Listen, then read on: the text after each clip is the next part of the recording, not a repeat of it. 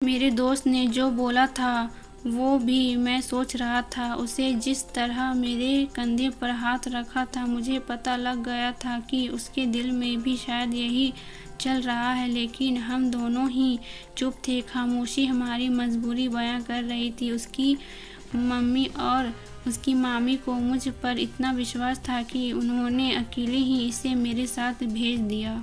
भरोसा। मेरा नाम राजेश है। आज आपको मैं अपनी कहानी सुनाने वाला हूँ। मेरे घर के ठीक सामने एक लड़की आई।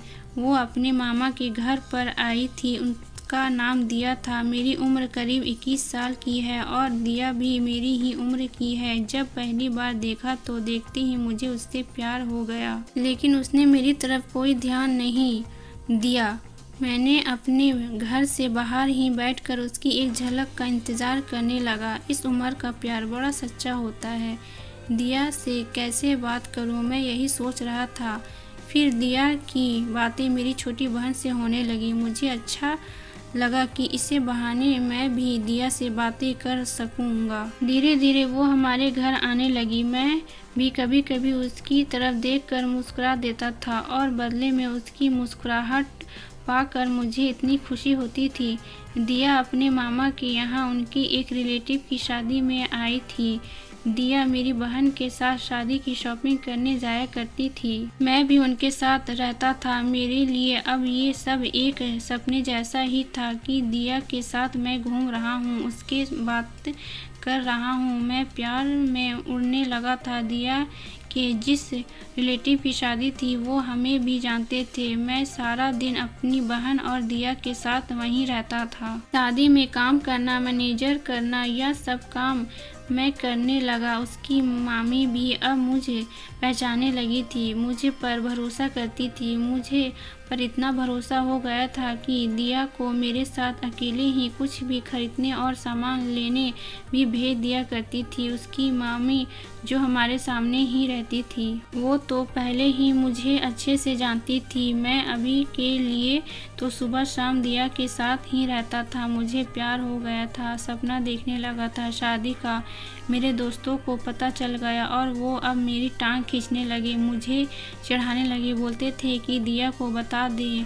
मैं मना करता था। दिया का मुझे पता नहीं था उसके मन में क्या है, लेकिन उसकी आंखों में मुझे मेरे लिए कुछ दिखाई देता था। मैंने अपने दोस्तों की बातों को मान लिया और मैंने उसे प्रपोज करने का सोचा। उनके रिलेटिव की शादी के बाद मैंने उसे प्रपोज करने का सोचा। शादी हो गई। शादी के बाद भी हमारी बातें शुरू रही। सोचते सोचते वक्त निकला जा रहा था। मैंने सोचा था कि आज बोलूँगा, कल बोलूँगा, इसी में समय निकलता जा रहा था। इस दौरान उसकी मम्मी को कुछ काम आने की वजह से जाना पड़ा। दिया अभी भी वहीं थी। मैंने एक शाम अपनी घर की छत पर, जब दिया और हम दोनों अकेले थे, तब दिया को प्रपोज कर दिया। मैंने उसे कहा कि मैं उसी से शादी करना चाहता हूँ। वो मुझे देखती रही और थोड़ी देर बाद बोली कि वो भी मुझसे प्यार करती है। सुनकर मेरे कानों को यकीन नहीं हुआ। फिर बोली कि उसे कुछ बताना है। इतने में मेरी बहन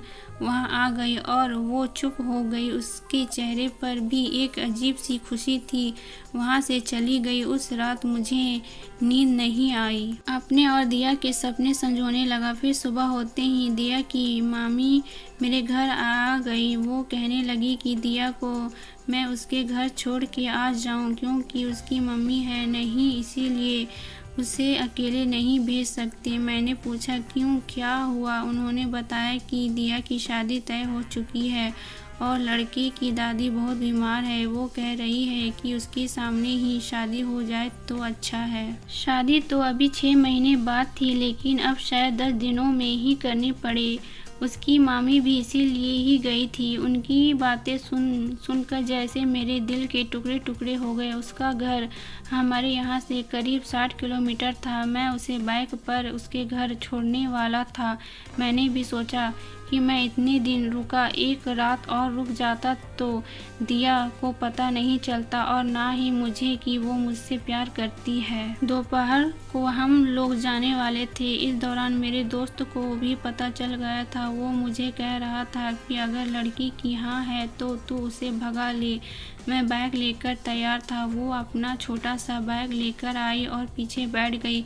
बाइक में चला रहा था और मेरे मन में कई ख्याल थे। मेरे दोस्त ने जो बोला था वो भी मैं सोच रहा था। उसे जिस तरह मेरे कंधे पर हाथ रखा था, मुझे पता लग गया था कि उसके दिल में भी शायद यही चल रहा है। लेकिन हम दोनों ही चुप थे। खामोशी हमारी मजबूरी बयां कर रही थी। उसकी मम्मी और उसकी मामी को मुझ पर इतना विश्वास था कि उन्होंने अकेले ही इसे मेरे साथ भेज दिया।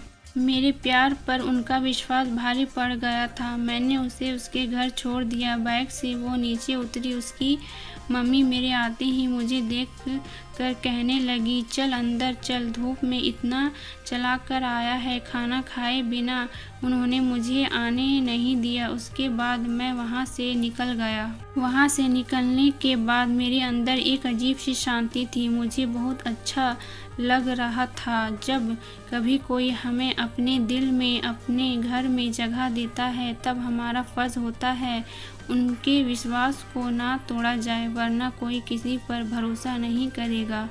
वीडियो पसंद आए तो लाइक और सब्सक्राइब करें।